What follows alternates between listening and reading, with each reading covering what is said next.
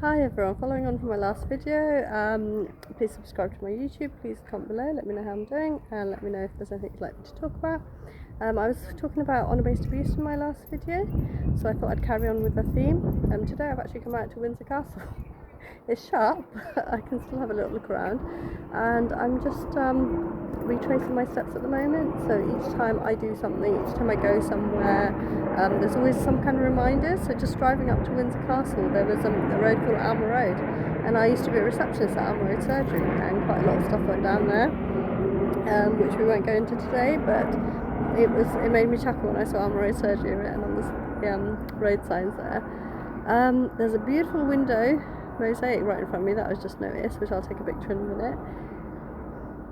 Yeah, it's been a lot of shadow work, a lot of revisiting past chapters and cleaning out cupboards and releasing ghosts of the past, which is really heavy sometimes, and it can be really difficult to manage all the emotions. On Sunday, driving back from Bath with my 13-year-old, I suddenly remembered why I hated Mr. Bubble blue ice lollies, because they turn my children's lips all blue. And for over a decade I haven't understood why. Like, I just hate it with a vengeance. I hate seeing my children with blue lips, and it just hit me that when I was forced to stay in Bangladesh, forced to get married, forced to have a baby and be pregnant, I was refused medical treatment, and I was severely... Hi everyone, I'm out and about taking videos and taking pictures and visiting historical sites. So today we're at Windsor Castle. It's lovely here. It's a lovely big castle. It's right next to the airport, so you hear all the airplanes go past. You'll probably hear one in a minute.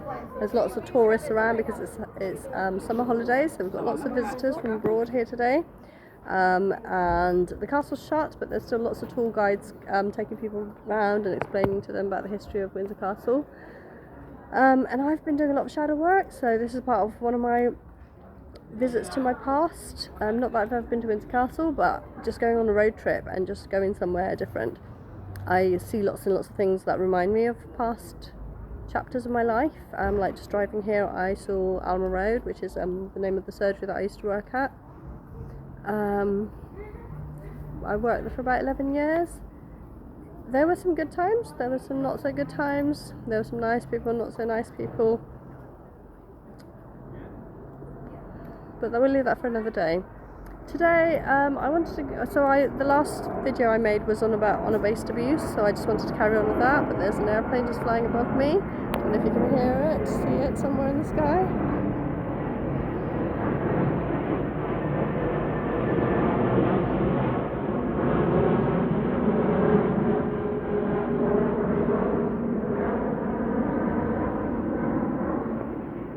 I don't know if you saw that. You could just make it out to go past the castle, which was quite nice to see all the airplanes. There was a particular chapter I wanted to revisit, which I've forgotten which one it was, so yes, I remember now. At age 10, from St Mary's School, we were taken to the Isle of Wight on the ferry as a treat, as an end of year treat, and I don't actually remember the trip over on the ferry. It would have been my first trip, but I don't remember being excited about it or anything.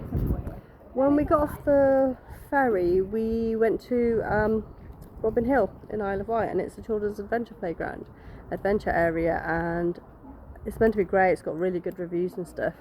I wouldn't know. I got off the coach, the bus or ferry or wherever we got off on, and the teacher said to us to just go, have fun. There were different teachers in different places, and children were just allowed free reign to go off with their friends and have fun and enjoy the whole day, and said, come back at a certain time.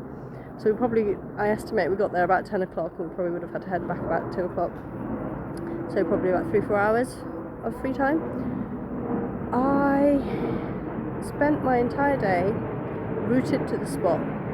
I was absolutely petrified of moving, and I've never understood why. I've never been able to unpick why that would be, but going through my past chapters and revisiting my history and cleaning out my cupboards and understanding what happened and why it happened, the only thing I can think of, the only explanation that even makes any sense to me whatsoever, is that it was the mud and the dirt. Because at St Mary's School they used to take us a lot to farms, and it's always farmyards and common and muddy places like that, and knowing how narcissistic my caregiver was and how physically abusive she was, and she used to beat the crap out of us, and it would be belts and broomsticks and sticks from the trees.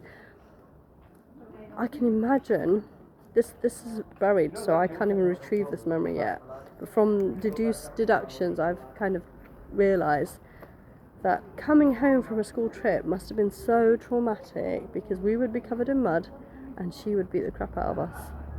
She couldn't, like, that's her answer to everything. I mean, she beat the crap out of me at 8 to 10, because I took a little bit longer to boil a kettle to make a cup of tea for my uncle, and she beat me unconscious with a broomstick.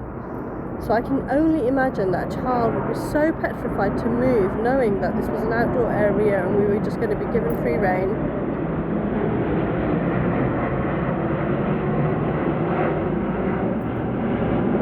To just enjoy ourselves. I didn't move. I just stood there. I didn't go to the loo. I didn't eat. I couldn't find anybody. They'd all scattered. There were no teachers around. It was just me. And I waited until everybody came back, and then it's almost like I must have dissociated, because the time seemed to have gone quite quickly, that before I knew everybody was back and it's time to head back. And that was my tour of Isle of Wight, and Robin Hill was petrified on the spot, because if I got a speck of mud or dirt on me, I would be punished severely for it. And for years now, every single child of mine has liked football, has liked mud, has liked dirt, has wanted to go to farms and New Forest and Common, and I will cringe through it. Like, it will almost kill me to allow them to get dirty. I cannot bear to sit on mud. I cannot bear to get dirty myself or watch my kids get dirty. My older son was a star football player, so he was always playing football. My second one wasn't so much, but my third one loves football, and my youngest does, and I haven't allowed them to play football because I cannot bear the thought of them get muddy. And it's only recently that I've been able to unpick this and access this to understand why. Why do I have this aversion for mud and dirt? I mean, when we go to the New Forest, when we go to the Common or somewhere, we love it. We have so much fun. I love watching my kids have fun. I love spending quality time with them and taking them on adventures, and, you know, we go through ruins, we visit castles, we, you know, visit beaches, wherever we can. But I always avoid the muddy areas. And I cannot imagine a 10-year-old child just been rooted to the spot for 3-4 hours and not move, and be so petrified that if she went home muddy, she would be beaten black and blue by the person that should have cared for them the most, the person that should have loved them and looked after them, and they were their perpetrator. And it saddens me to think that I've missed out, my children have missed out, we've all missed out because of one person and their cruelty and their horrific monstrosity. I don't know how else to describe it. You know, I kind of look at perpetrators and I always think that they're Satan incarnated. Like, they do not care. When they laugh, it's like listening to the Satan laughing. You know, they aren't human. Like, how can you be human and treat people so badly and abuse people so badly? You cannot be a human being. Anyway, I'll leave it there. I'm going to go and explore Windsor Castle a bit more and get stuck in traffic getting back, because it's 5 o'clock and you know what traffic is like coming home from London. Well, if you don't and you're not from London, then it's pretty bad. Rush hour traffic, not a good thing to be stuck in, but it looks like that's how it's going to be unless I can find somewhere else to while away some time. Anyway, I'll speak to you later. Take care, everybody. Stay safe. Bye.